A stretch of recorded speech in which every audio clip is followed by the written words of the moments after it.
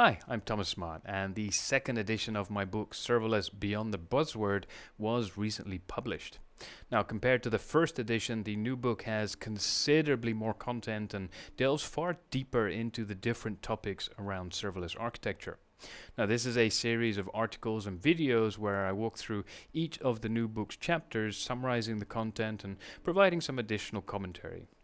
Chapter 9 dives deep into the technology of serverless architecture, looking at specific serverless component designs, patterns, best practices, and many examples.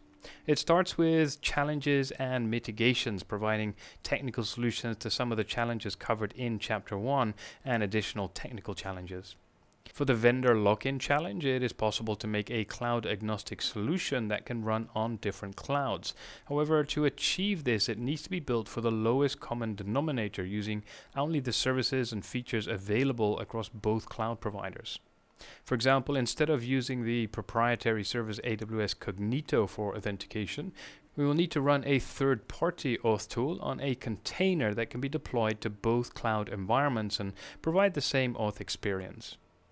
This increases the complexity and maintenance of the solution. So while cloud agnostic, it is not ideal from an optimization serverless perspective. In Amazon Web Services, the managed service Lambda is used to host our microservices. Lambda is what we call function as a service, FaaS, because we upload function code and everything else, such as redundancy and scaling, is fully managed. We are billed for each request and the milliseconds that the function is running. On AWS, we sometimes also call microservices lambdas or lambda functions. Lambda has tight integration with many other AWS services like DynamoDB, CloudWatch logging, API gateway, and many more. Access is typically managed through IAM policies. Lambda is a fully managed service, and the microservices by default will run on a AWS managed VPC. Access permissions and security are entirely managed through IAM role policies. It is not uncommon, especially in larger enterprises, to see a requirement for Lambda microservices to run in a VPC managed by the organization. Typically, this is related to security policies requiring subnet segregation. However, adding Lambda to a VPC does create some additional complexity. There is a slightly higher cold start latency, far lower than it used to be. Security groups need to be configured and managed, and a proxy or NAT may be required, neither of which is serverless. Lambda integrates with AWS native deployment services such as CodePipeline to quickly test, build, and deploy new microservice versions. CloudFormation, or at least another IAC templating language, can and should be used to configure a Lambda microservice and any integrations and permissions.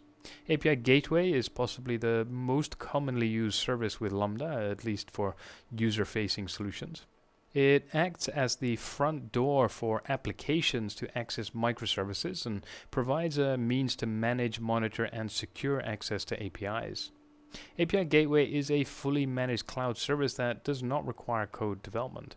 This means that developers can leverage serverless capabilities for significant productivity gains while reducing operational overhead costs.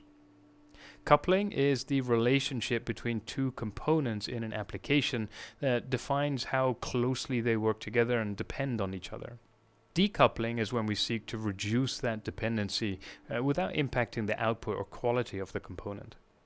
This is something that microservices are especially suited for, as they are by nature independent and self-contained. The reason for decoupling is to really improve fault tolerance and enable each component to perform its respective tasks independent of the performance of other components in a workflow. Self-healing and automated error reporting can be designed into a decoupled workflow by monitoring each component and responding to events such as failures.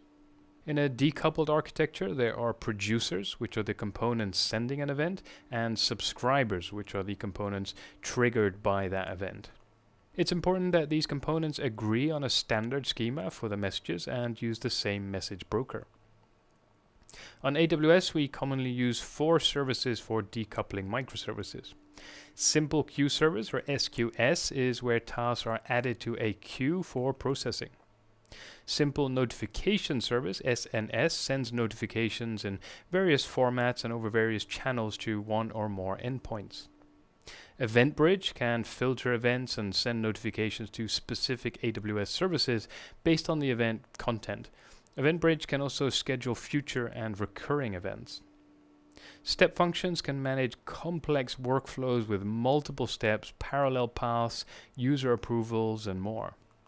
Event-driven architecture is a different way of designing serverless microservices that represent steps in the business flow or process instead of technical features. The difference may seem subtle, but it makes microservices considerably more easy to understand and to map the user stories or business requirements to technical requirements. Imagine a bank customer dropping a check into the deposit box. Now, instead of waiting for the manager to instruct them, the staff will simply take the initiative and process it automatically. This is similar to our microservices reacting to changes in the environment. For application teams, when integrating with existing services, they simply subscribe to the event router instead of having to write integration code. Improved reliability can be achieved since services are now less reliant on one another through decoupling.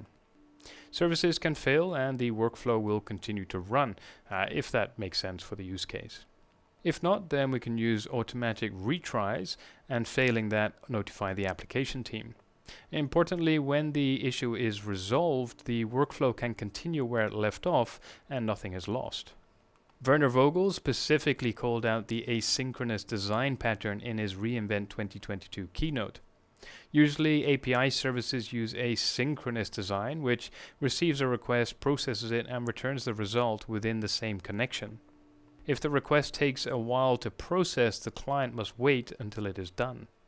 An asynchronous design receives a request, can optionally perform some validation on it, responds to let the client know that the request was successfully received, and then ends the connection. The client does not wait on the connection for the actual request result. The backend will process the request and take the time it needs to do so. Any response that may be required will be returned via a new connection, which could be in an entirely different channel. The fact that asynchronous requests run independently in the background also makes them great for parallel processing. With parallel processing, we split a request into multiple smaller requests and execute them simultaneously. Typically, results are then merged once all parallel processes are complete.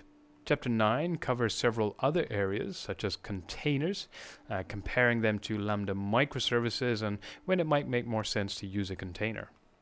AWS Edge and Internet of Things services, AWS managed machine learning services such as Recognize that can identify all kinds of objects and scenes in images and videos, AWS Ledger services and its fully serverless call center offering. Lastly, Chapter 9 closes with a list of tips to consider when designing serverless architecture. And that brings us to the end of this chapter.